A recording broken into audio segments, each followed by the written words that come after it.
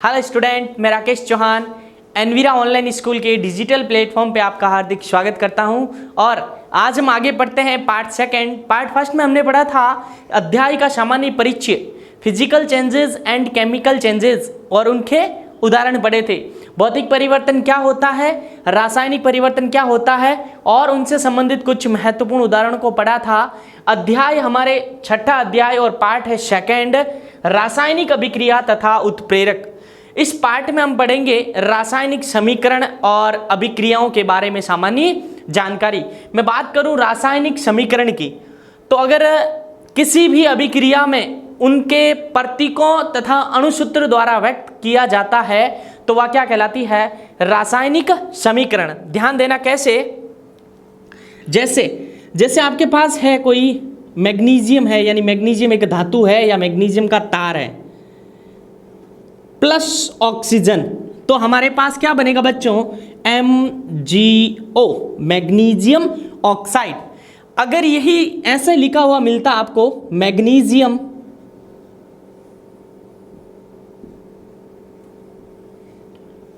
Plus oxygen और यहां पे क्या बनता, मैग्नीशियम ऑक्साइड, मैग्नीशियम ऑक्साइड, तो यह एक प्रकार की अभिक्रिया है।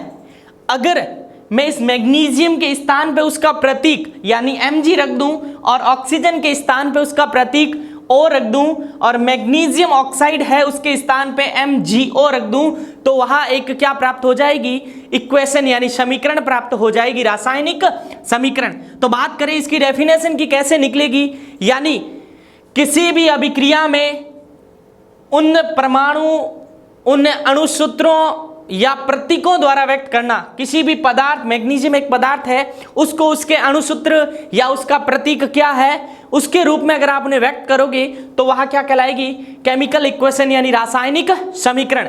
यानी किसी रासायनिक अभिक्रिया में, किसी रासायनिक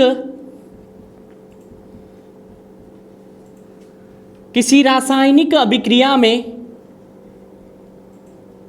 में पदार्थों को, भाग कौन लेते हैं, पदार्थ लेते हैं, पदार्थों को उनके अणुसूत्र तथा प्रतीकों में व्यक्त किया जाता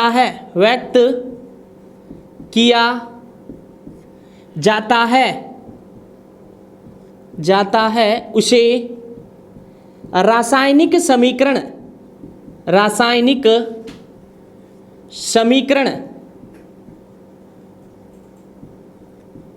कहते हैं। बहुत ही इजी डेफिनेशन है बच्चों, यानी आपके पास कोई भी पदार्थ है, वो मिलके कुछ नया पदार्थ बना रहे हैं। केमिस्ट्री का अर्थ ही यही है कि कुछ ना कुछ मिलेगा, कुछ नया प्राप्त होगा, यानी कुछ रासायनिक परिवर्तन होगा। हमने पिछले पार्ट में पढ़ा था रासायनिक परिवर्तन में हमें कुछ नया प्रोडक्ट मिलता है, यानी हमें कुछ नया उत्पाद मिलता है, उसे हम क्या कहते हैं, केमिकल चेंजेस यानी रासायनिक परिवर्तन। यहां बात हो रही है रासायनिक समीकरण की, यानी किसी भी पदार्थ, दो पदार्थ मिलते हैं, एक तीसरा पदार्थ बनाते हैं। अगर उन पदार्थों को आप उनकी वास्तविक प्रतीकों या उनके अणुसूत्र के रूप में रखेंगे तो हमें क्या प्राप्त हो सकती है, केमिकल इक्वेशन यानी रासायनिक समीकरण। मैं बात करूं, जैसे ये एक इंपॉर्टेंट उदाहरण ले रहा हूं, जैसे कार्बन लिया आपने, हम कार्बन तथा उनके महत्वपूर्ण यौगिक वाला चैप्टर भी पढ़ेंगे। कार्बन को आपने ऑक्सीजन के प्रेजेंट में, ऑक्सीजन की उपस्थिति में जलाया, यानी वैसे पूछा जाए आपको कार्बन क्या होता है, इस संसार में प्रत्येक वस्तु में कार्बन मौजूद है। खाने की वस्तुएं देख लो, दूध, दही, घी, इन सभी में कार्बन मौजूद होता है। कार्बन को अगर ऑक्सीजन की उपस्थिति में, किसकी उपस्थिति में, ऑक्सीजन की उपस्थिति में जलाया जाए तो कार्बन डाइऑक्साइड बनता है। क्या बनता है बच्चों, कार्बन डाइऑक्साइड। Carbon dioxide. तो यह एक रिएक्शन यानी अभिक्रिया है। अगर मैं कार्बन के स्थान पे उसका प्रतीक लिखूं C और ऑक्सीजन के स्थान पे O लिखूं, यहां पे ऑक्सीजन डाइऑक्सीजन के फॉर्म में है यानी 2 लिखूं यहां पे, तो यहां बनेगा CO2। अब यहां से छोटा सा क्वेश्चन आपकी सामान्य जानकारी के लिए आवश्यक है कि इसकी प्रकृति कैसी होती है, ये किसकी तरह व्यवहार करता है। ये व्यवहार करता है एसिड, किसकी तरह, एसिड, यानी इसकी प्रकृति होती है अम्लीय। क्या होती है बच्चों, अम्लीय, यानी ये अम्लीय गुण दर्शाता है। अब पूछा जाए सामान्य जानकारी के लिए एक और क्वेश्चन यहां से पुटअप कर रहा हूं मैं आपके लिए, तो वायुमंडल में इसकी प्रतिशत मात्रा कितनी होती है।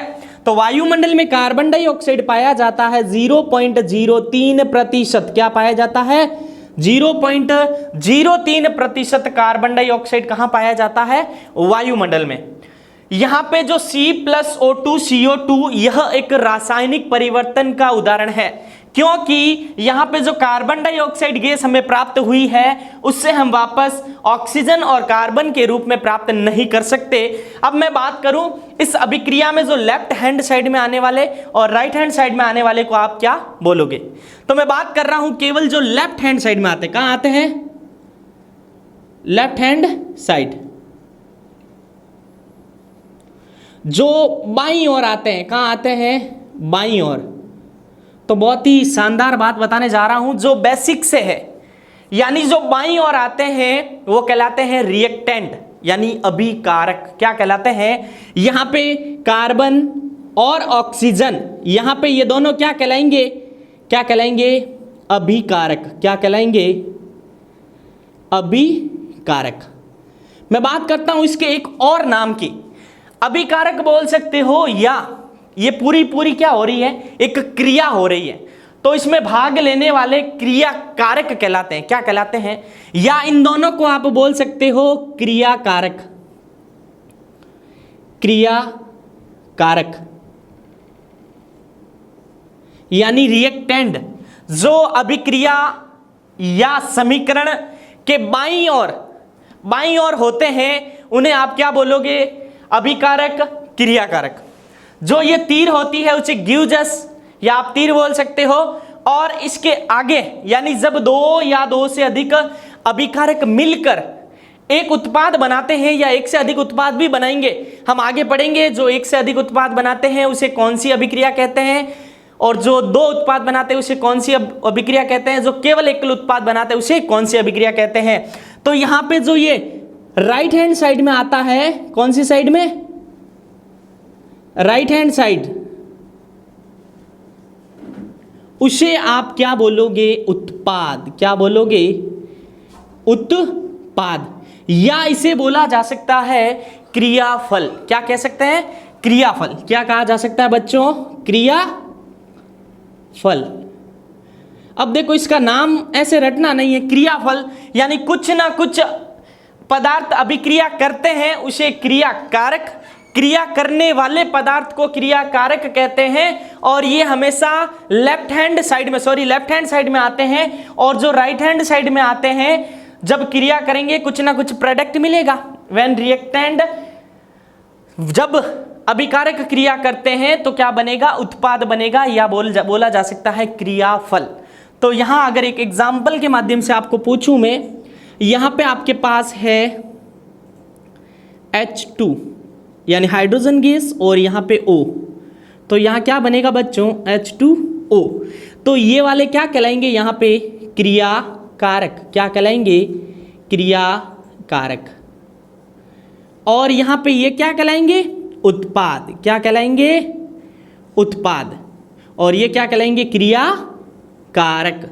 इसी प्रकार अगर ये अभिक्रिया हमने लिखी मैग्नीशियम वाली प्लस O, तो क्या बन जाएगा बच्चों, MgO। यहां पे ये क्या कहलाएंगे, क्रियाकारक, और ये क्या कहलाएंगे, उत्पाद। तो इस प्रकार हमने रासायनिक समीकरण के बारे में संपूर्ण जानकारी को जाना कि रासायनिक समीकरण यानी कोई भी रासायनिक अभिक्रिया है, अगर उनको आप उसके प्रतीक और उनके अणुसूत्र के रूप में व्यक्त करते हो तो वह क्या कहलाती है, रासायनिक समीकरण। मैं बात करूं रासायनिक समीकरण की, magnesium plus oxygen, magnesium oxide.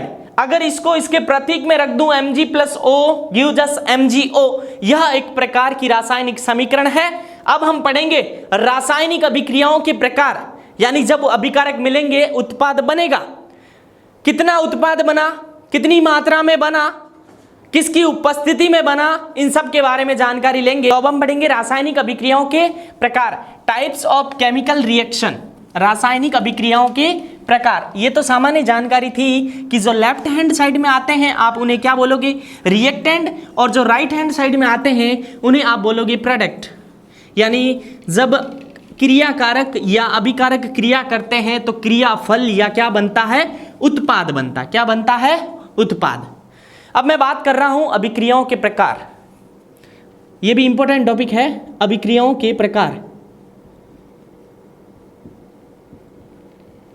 अभिक्रियाओं के प्रकार, इस चैप्टर में बहुत सारी अभिक्रिया हैं, हम एक एक करके सभी अभिक्रियाओं को पढ़ेंगे, उनके नाम और उनके एक एक उदाहरण भी पढ़ेंगे। एग्जाम में सीधा पूछा जाता है, जैसे कोई भी दो अभिक्रिया दे देगा और पूछेगा ये किस प्रकार की अभिक्रिया है, या उस अभिक्रिया की डेफिनेशन यानी परिभाषा भी आपसे पूछी जा सकती है। सबसे पहले अभिक्रिया की मैं बात कर रहा हूं,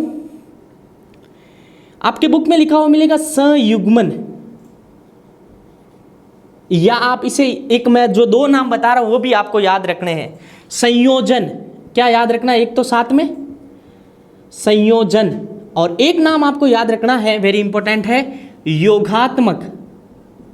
ये तीन नाम आपको याद रखने हैं। योगात्मक अभिक्रिया, क्या याद रखना है, योगात्मक अभिक्रिया, ये नाम आपको क्या करने हैं, याद रखने हैं। तो मैं ये बात करूंगा इस अभिक्रिया के उदाहरण की और इस अभिक्रिया की परिभाषा की। जैसे कि आपको नाम से पता चल रहा है संयुग्मन, स यानी साथ, युग्म यानी जोड़ा, जोड़े के साथ, या संयोजन यानी या तो कुछ ना कुछ जुड़ेगा। योगात्मक का अर्थ भी होता है जुड़ना, या इसे आप बोल सकते हैं कॉम्बिनेशन रिएक्शन, एडिशन रिएक्शन। अब बात कर रहा हूं संयुग्मन की, तो अब हमें पहले इससे जस्ट रिसेंट में हमने पढ़ा है जब दो अभिकारक, यानी लेफ्ट हैंड साइड में कौन आते हैं, अभिकारक। तो संयोजन अभिक्रिया किस प्रकार से होती है, ध्यान देना, मैं लैंग्वेज पे ध्यान देना। जब दो या दो से अधिक अभिकारक, जब भी मैं अभिकारक की बात करूंगा आपको लेफ्ट हैंड साइड में जाना है। जब भी दो या दो से अधिक अभिकारक मिलकर केवल एकल उत्पाद का निर्माण करेंगे, जो प्रोडक्ट हमें मिलेगा वो केवल क्या मिलेगा, एकल मिलेगा, उसे आप क्या बोल सकते हो, संयुग्मन अभिक्रिया। यानी जैसे मैं पहले लिखता हूं इसका एग्जाम्पल, फिर लिखूंगा इसकी डेफिनेशन। साधारण सा एग्जाम्पल बोर्ड एग्जाम में पूछा गया है, C+O2 यह किस प्रकार की अभिक्रिया है। केवल 2018 में पूछा गया है, पेपर उठा के देखना, C+O2 CO2 पूछा गया क्वेश्चन है, किस प्रकार की अभिक्रिया है। तो ध्यान देना मेरे बच्चों, जहां पे ये अभिकारक दो आगे, दो से अधिक आ सकते हैं, लेकिन जो राइट हैंड साइड में आपको मिलेगा केवल एक प्रोडक्ट मिलेगा, यानी अकेला मिलेगा, कुछ ना कुछ जुड़ेगा और अकेला मिलेगा। यानी जब दो या दो से अधिक अभिकारक किसी रासायनिक संयोग द्वारा, किसके द्वारा, किसी रासायनिक संयोग द्वारा जुड़कर एकल उत्पाद का निर्माण करते हैं, उसे आप क्या कहोगे, संयुग्मन अभिक्रिया, संयोजन अभिक्रिया या योगात्मक अभिक्रिया। तो इसकी परिभाषा क्या हो जाएगी, ऐसी रासायनिक अभिक्रिया, ऐसी रासायनिक अभिक्रिया, ऐसी रासायनिक अभिक्रिया जिसमें दो या दो से अधिक अभिकारक, या आप क्या लिख सकते हो, या स्लेश करके आप लिख सकते हो क्रियाकारक,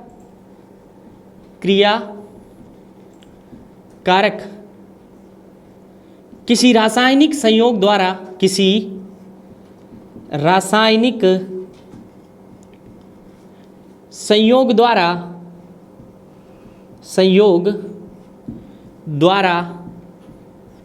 जुड़कर एकल उत्पाद का उत्पाद का निर्माण करते हैं, एकल उत्पाद का निर्माण करते हैं, उसे संयोजन अभिक्रिया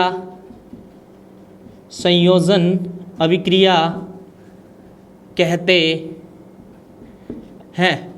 उसे क्या कहते हैं? संयोजन अभिक्रिया कहते हैं।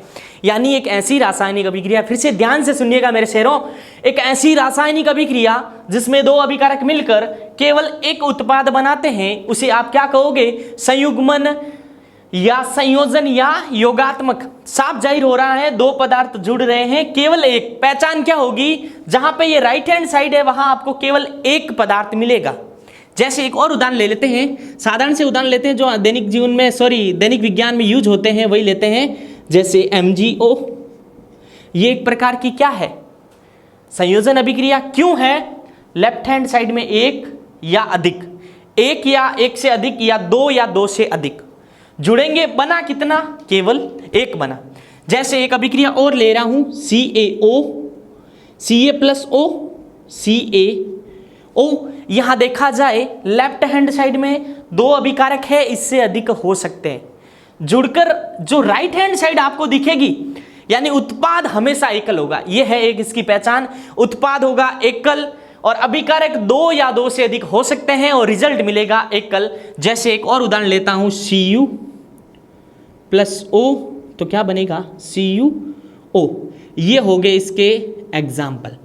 परिभाषा ज़्यादा हार्ड नहीं है, अगर आप समझो तो बहुत ही इजी है। वापस बता रहा हूं एक बार फिर से, एक ऐसी रासायनिक अभिक्रिया जिसमें दो या दो से अधिक अभिकारक या क्रियाकारक किसी रासायनिक संयोग द्वारा जुड़कर एकल उत्पाद का निर्माण करते हैं, उसे संयोजन अभिक्रिया कहते हैं। और यहाँ पे एग्जाम्पल C+O2, CO2, यहाँ पे दो अभिकारक मिले, एकल उत्पाद बना।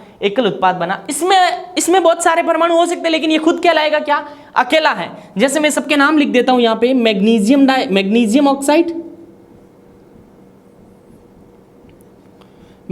ऑक्साइड, उसी प्रकार कैल्शियम ऑक्साइड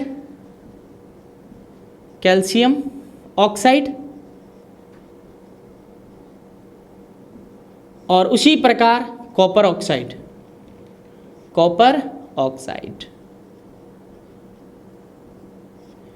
तो इस प्रकार हमने संयोजन अभिक्रिया को उसकी परिभाषा और उदाहरण के माध्यम से पूरा समझा। तो हमने संयोजन अभिक्रिया को पढ़ लिया था उसके बेहद शानदार उदाहरण के माध्यम से।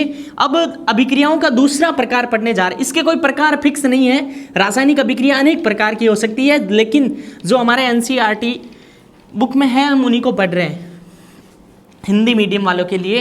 तो मैं बात करूं दूसरे प्रकार की अभिक्रियाओं का, दूसरा प्रकार है जिसे आप बोलते हो डिस्प्लेसमेंट रिएक्शन, विस्थापन अभिक्रिया। क्या बोलते हो? विस्थापन अभिक्रिया। नाम से पता चल रहा है, डिस्प्लेसमेंट अभिक्रिया यानी रिएक्शन, यानी मैकेनिज्म, क्रिया विधि होता है वो। अब मैं बात करूं विस्थापन अभिक्रिया की। बच्चों नाम से पता चल रहा है, विस्थापन किसी ना किसी को विस्थापित करेगा। और हमारे माइंड में ये थ्योरी होनी चाहिए कि अभिक्रिया मतलब अभिकारक जुड़ेंगे, उत्पाद बनेगा। ये चीज़ माइंड में रखो, जिससे ये अभिक्रिया आपको आसानी से समझ में आ जाएगी। मैं बात करूं विस्थापन अभिक्रिया की, तो विस्थापन का अर्थ क्या है? जो अधिक पावरफुल है। सामान्य लैंग्वेज में बात करूं तो अधिक पावरफुल, और इन केमिस्ट्री में बात करूं तो अधिक क्रियाशील। केमिस्ट्री में जो क्रियाशील परमाणु होते हैं उन्हीं का राज चलता है केमिस्ट्री के ऊपर, यानी वही ज़्यादा यौगिक बनाते हैं। ठीक उसी प्रकार साइड लेके देखा जाए, जो अधिक पावरफुल है उन्हीं का सिक्का चलता है, जैसे आप बोल सकते हो।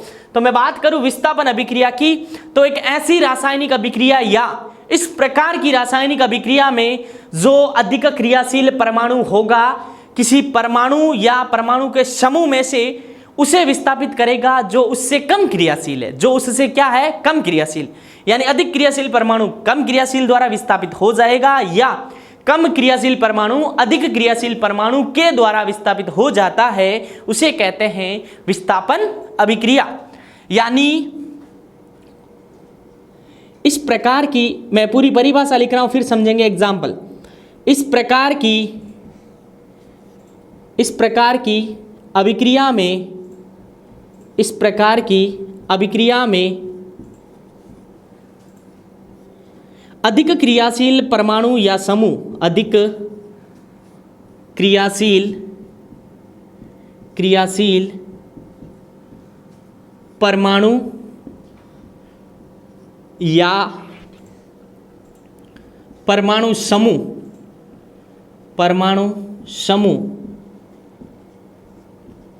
कम क्रियाशील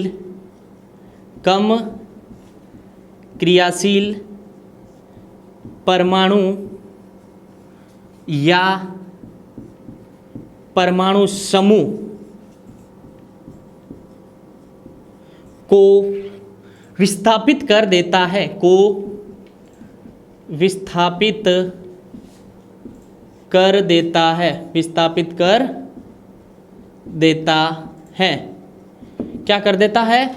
कर देता है उसे, या इसे विस्थापन अभिक्रिया कहते हैं। इसे विस्थापन अभिक्रिया कहते हैं। क्या कहते हैं? विस्थापन अभिक्रिया। तो इस प्रकार की अभिक्रियाओं को पढ़ने के लिए आपको एक श्रेणी आनी चाहिए, जो आपके बुक में राइट हैंड साइड में बनी हुई मिलेगी आपको। तो मैं उससे थोड़ा आपको परिचय करवा देता हूं। देखो, K यानी पोटेशियम, Na यानी sodium, CaMgAl, KNaCaMgAl, Zn, Fe, Pb, H, Hg, Cu, Ag, Ag ले सकते हो आप, हाँ सॉरी, Ag और Au। यहाँ पे अगर देखा जाए एक आध ऊपर नीचे हो सकता है, लेकिन इस श्रेणी में जैसे जैसे बच्चों नीचे जाएंगे, यहाँ पे अगर देखा जाए तो सबसे अधिक क्रियाशील कौन सी धातु है? ये सभी धातु हैं। इसमें हाइड्रोजन एक आध धातु है, बाकी सभी आपको धातुएं मिलेगी। तो यहाँ मेरे कहने का अर्थ है, जो हाइड्रोजन से ऊपर है वो अधिक क्रियाशील है, यानी किसी ना किसी के साथ आपको केमिस्ट्री में किसी ना किसी के साथ कंपाउंड के रूप में ये धातुएं मिल जाएगी, यानी यौगिक के रूप में मिल जाएगी।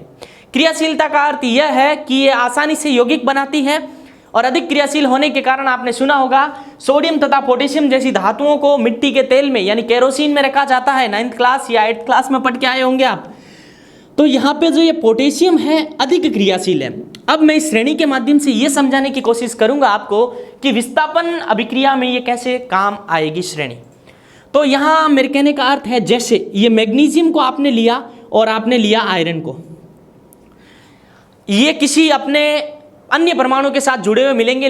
यहाँ पे अगर देखा जाए तो ये आयरन है, अन्य परमाणुओं से मैग्नीशियम को विस्थापित नहीं कर सकता, और ये जो मैग्नीशियम है इस आयरन को विस्थापित कर सकता है। तो आपके बुक में अभिक्रिया दे रखी है, यहाँ पे देखना, ये वाली अभिक्रिया आपके बुक में दे रखी है, Zn प्लस CuSO4। तो क्या बन जाएगा बच्चों? ZnSO4 plus Cu। क्या बन जाएगा? Cu।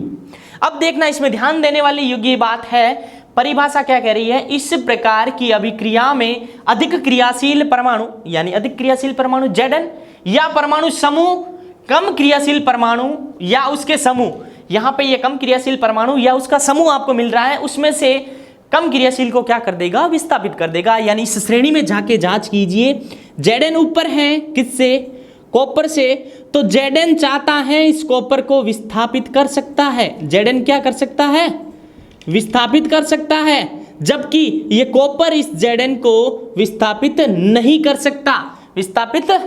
सकता, यहाँ पे ये Zn अधिक क्रियाशील है किससे? कॉपर से। तो यहाँ पे ये इसको विस्थापित कर देगा, ये वाली अभिक्रिया होगी। और अगर ये पूछा जाए Cu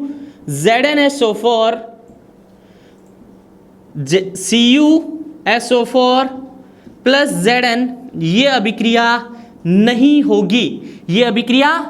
होगी, यानी हमने एक एग्जाम्पल के माध्यम से समझा, अधिक क्रियाशील परमाणु ये होगी ये वाली अभिक्रिया।